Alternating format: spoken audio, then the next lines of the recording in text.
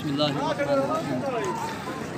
आज शहर भून के अंदर कम अज़ कम 2 हफ्ते या 1.5 हफ्ता पहले अल्लाह के कलाम की तौहीन की गई और गैर मुस्लिमों की तरफ से एक शहर भूंग में लाइब्रेरी भी है और मस्जिद शरीफ भी है जो कदीमी मस्जिद है।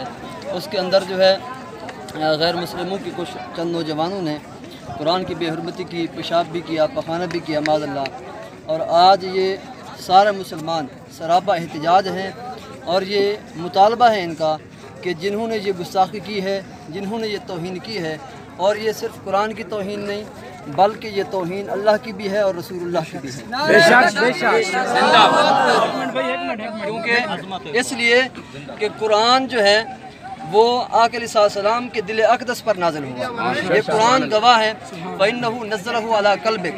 रब फरमाता है जिब्रील ने अल्लाह के इज़्न से रसूलुल्लाह के दिल पर कुरान उतारा है। और ये सिर्फ कुरान की तौहीन नहीं बल्कि रसूलुल्लाह के दिल को तकलीफ़ पहुंची है और अल्लाह को भी इज़ा दी गई है।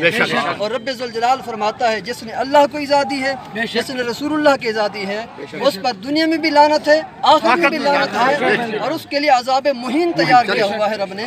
तो लिहाजा हमारी जो गवर्नमेंट है, हम ये सारे अवाम मुतालबा करते हैं कि उन्हें फिल फौर गिरफ्तार किया जाए और हम मुसलमानों के कलेजों को ठंडा किया जाए। क्योंकि यहाँ अक्सरियत जो है मुसलमानों की है, यहाँ अक्सरियत रसूलुल्लाह के आशिकों की है, यहाँ अक्सरियत जो है वो कुरान से प्यार करने वालों की है। लिहाजा हम अकलियत को हम ऐसा नहीं करते कि हम उनके दुश्मन हैं। हाँ, इसकी भी इजाज़त हम कभी नहीं देंगे कि कुरान की तौहीन करे, रसूलुल्लाह की तौहीन करे, अल्लाह की भी तौहीन करे।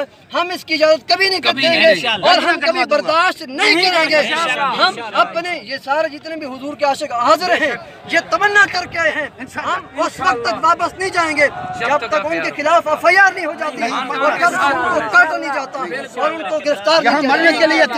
मरने के लिए तैयार है।